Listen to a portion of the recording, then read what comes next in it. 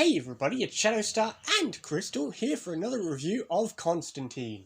This time, episode 2, Darkness Beneath.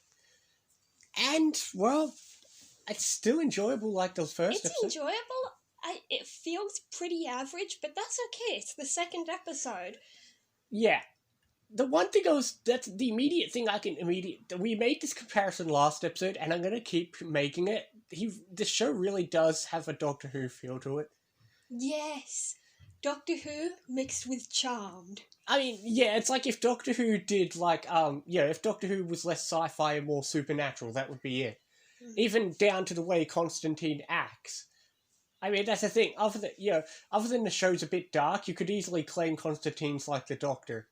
Yeah. He even says, I work better alone, but we all want him to have a companion. Exactly, and, the way he arrives in a location, finds out something's happening, investigates, it just has all the patterns of a Doctor Who episode. Yeah, definitely. Yeah. He even dresses kind of like I him. know! I mean, Matt Ryan was once in Torchwood. Okay. Yeah, but, yeah, look, it was an enjoyable episode. It's nice to have such a different feel to a show. Yeah? Yeah. The one interesting thing about this episode, once again, is, except for the beginning, Chaz is not in the episode again. Oh, yeah. Yeah, but I suppose that makes sense, because we have to focus on our new character. Yeah. So yeah, we'll focus on the new character, Zed, who, yeah, like I said, I knew they were getting a different person, because obviously Liv didn't work out. Yeah, I'm wondering if she'll stay for the season or not. Yeah, but yeah, I know. I mean, she didn't leave at the end. She was still there. I think that's what was implied, but yeah, obviously we've got her, and I don't know, I enjoyed Liv because she was much for an outsider, but I still enjoy this person as well. Yeah, she's okay. Yeah, but that's the thing that all I can think of is, it just feels like a Doctor Who episode. You arrive in a place, you investigate, you think it's one thing, you think it's another thing. Yeah. Even downright to the quote-unquote villain of the episode, it just feels like, okay, there's someone who is attacking people who've supposedly wronged them. Again, that feels, even with the Mine, it feels like the Silurian episode. Oh, yeah. Yeah. But that's the thing. I suppose we will talk about the new girl. I mean, I suppose her powers are a little similar to the Liv, but in different ways. Like, she could see things coming, but in a different way. Yeah, she can't really control it. Well, she does. She gets visions, and Constantine helps her, and it's a bit like Vibe in a sense, Yeah, definitely. But yeah, she gets vision. I don't know. I enjoyed that scene. Especially the second scene where she actually understands it a bit more. Yeah. Yeah, that scene was much more enjoyable, but it's also this episode does feel quite a bit different from the first episode too. Yeah. Because the last episode really threw all the supernatural stuff in your face, whereas this one doesn't.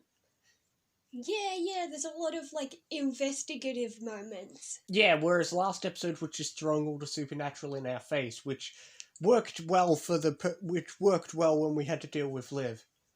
The one thing we were both asking is, how does Constantine make money? I don't know. How do you afford the honeymoon suite? I don't know. He's got money. How? The only other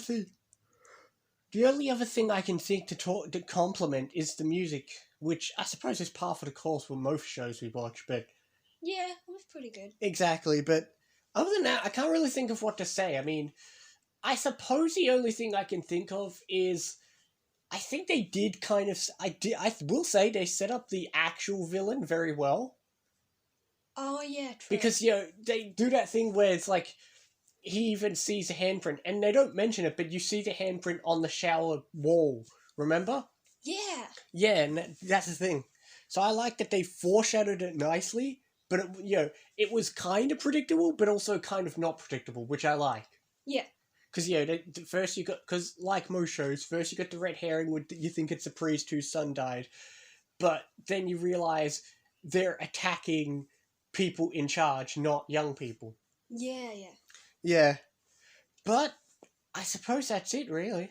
Yeah, it was a pretty average episode. It was That's all I can say. average but enjoyable is what I'll say. Yeah, but I think I'll give it a 6. Because that's the thing about this show is the best appeal is Constantine, which a lot of people will agree is he's the best part of the show.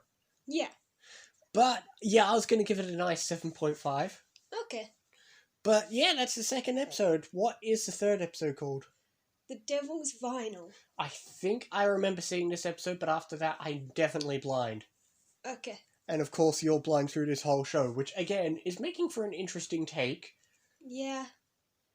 Sometimes I have a lot to say, sometimes I don't know what to say. That's the problem with watching a show for the first time, is you don't know what to take notes on, because you don't know, should I write down this scene? Oh, no, I forgot to write down this scene that was important.